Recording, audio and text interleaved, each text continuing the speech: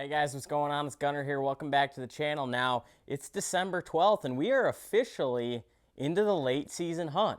And now the late season is one of my favorite times of the year to hunt. Unfortunately, but also fortunately, I don't have any tags to fill besides doe tags, right? And so I don't have a problem with that. I think that's an awesome time to hunt does as well. And I'm actually going to be going out here tonight and trying to do a little bit of a doe management here in Wisconsin. It's the doe season just after muzzleloader, so no bucks are to be taken during this time of the year.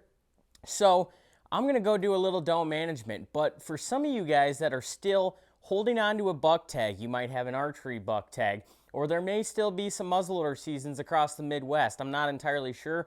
For the most part here in Wisconsin, we're done using firearms to kill bucks. So it's back to the bow hunting, back to the archery and the close quarter hunting. So I wanted to talk a little bit about some of my favorite big buck late season killing strategies.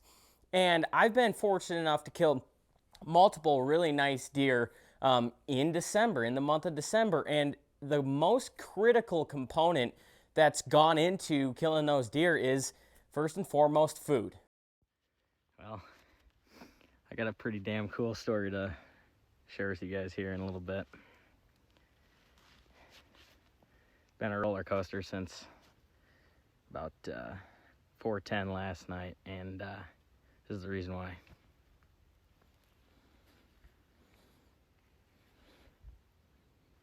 Right? If you have the food during the late season, if you have what those deer need, you're going to have a lot of deer and your property is going to be extremely attractive. And that's where you can set yourself apart. When you can set yourself apart from the neighboring properties by having that food during the late season, farther into the year than all the other surrounding property, you're going to have substantially more deer activity on your property farther into the winter here. So that's the one thing that I'm focusing on. So that's the most important thing that I'm focusing on is, if I have food in the late season, I know I'm going to have deer, and I know that most of the bucks right now are covering a lot of ground looking for that best food source, looking for the most nutritious food source that's still available. And I happen to have that. I got standing beans, and that's the top priority. That's my number one favorite late season food source, is standing beans. Because of the nutritional content, it's far superior to that of corn, which is mainly just a filler. But if you do have corn, they're going to be attracted to that as well, because it is going to do just that. It's going to fill their stomach, and they're going to have something in their bellies to survive. So food is essential, right? Standing beans are going to be the top priority. Standing corn is going to be second. And then you're going to have your spill corn, your spill beans, anywhere that there's ag fields that still have some forage in them. And now thirdly is going to be your food plots, right? And so you guys know that I'm spending a lot of time throughout the spring and summer preparing my food plots to be highly attractive during the fall. And that's one of the biggest components in me and my family having success throughout the fall hunting is having high quality food plots, having attractive food plots, creating a more consistent movement with that bedding to food source. We're amplifying that by having extra food plots, having diversity within them, and then at the same time having the standing beans on top of that as our primary food source. So that's going to be your main priority, and your top priority is food. If you have the food, or you know where these deer are traveling to get to the food, you're a step in the right direction, because that's what deer are seeking right now. They're not necessarily seeking out to go breeding. You know, you got the secondary rut, and any deer that are missed during the primary rut are still going to be receptive to breeding, but that's a very minimal amount of deer, right? They're mainly focused on that feeding movement. The bucks are trying to put back on the weight that they lost during the rut, and so food is key. But the second thing that I'm looking for when I'm hunting late season, if I'm looking to go get a shot at a big buck during the late season, I'm looking at big weather changes. And now I'm not talking just big changes in the temperature. That is a big key, but I'm also looking for major fronts. I'm looking for snowstorms. I'm looking for heavy winds that are laying down. I'm looking for all of these different big weather changes that are stressing deer. And we all know that deer are desperate right now. You know, food is scarce.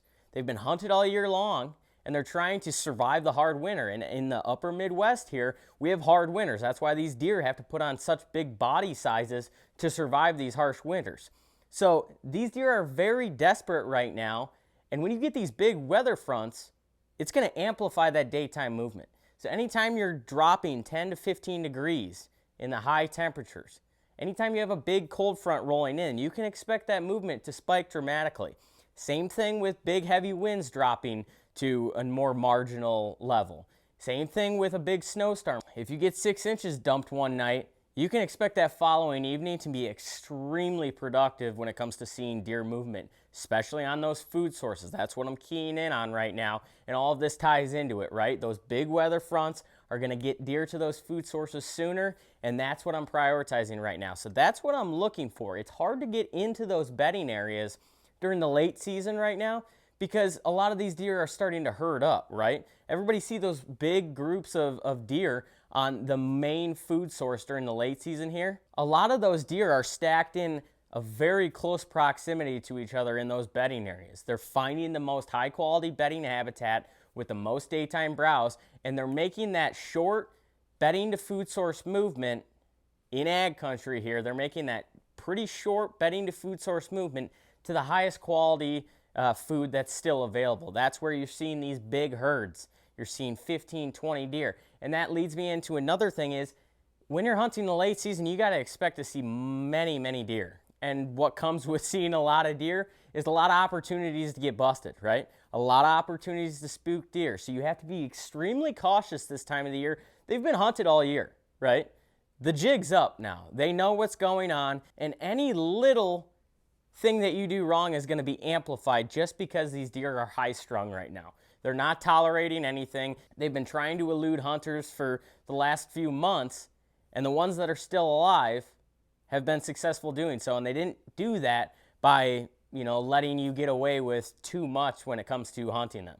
So the hunting pressure has to be very minimal. You have to be very smart this time of the year because the jig's up, like I said. You have to expect to see a lot of different deer. Everything that could potentially destroy a hunt has to be done to a T, right? Your scent control, your wind direction, your stand setups, your movement in the stand. It all has to be top notch right now because these deer aren't tolerating anything.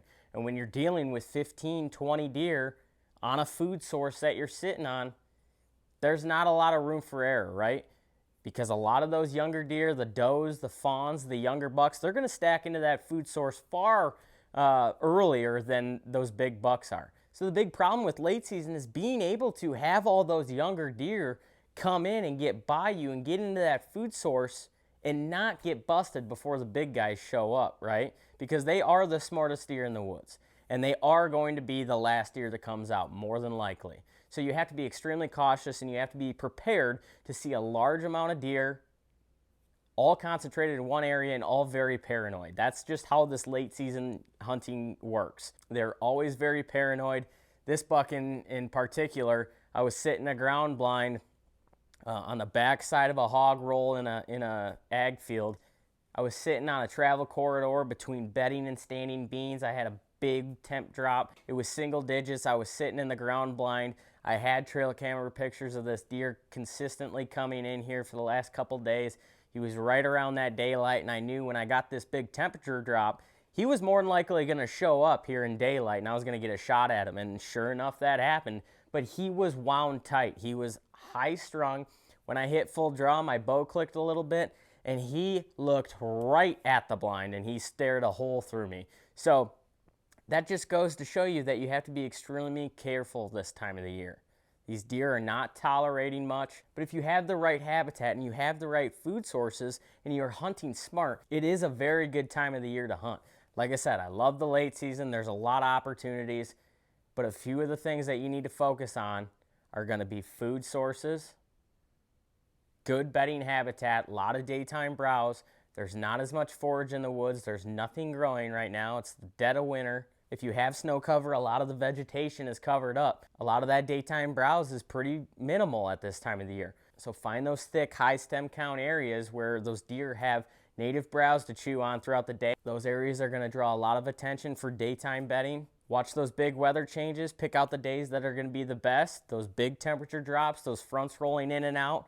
Key in on those days, and then at the same time keep your pressure to a minimum. Hunt smart. Be very wary because these deer are high strung this time of the year. They're not tolerating much, so you have to be on your A game. If you can do these things, you're going to have a really good shot at killing a good buck during the late season.